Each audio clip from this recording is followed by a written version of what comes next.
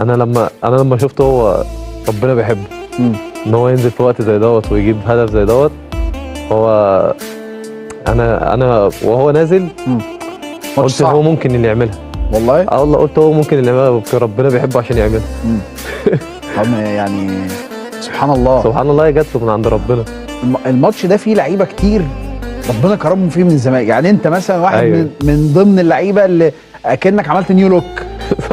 ناصر منسي كان ماشي خلاص، ناصر كان ماشي أيوة. تقريبا. أيوة. كان ماشي راح البنك الاهلي. هو كان متضايق من يعني قبل الماتش عمال يقول انا ان شاء الله انا اللي هنزل اجيب الجول، انا اللي هنزل اجيب الجول. كان بيتكلم بيقول لنفسه كده.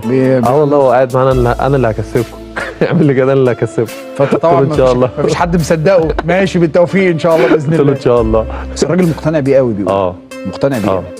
هو الراجل على فكره ما عندوش مشكله مع حد، يعني كل اللعيبه عنده طالما بتلعبوا في نادي الزمالك انتوا لعيبه كبيره، انتوا لعيبه جامده.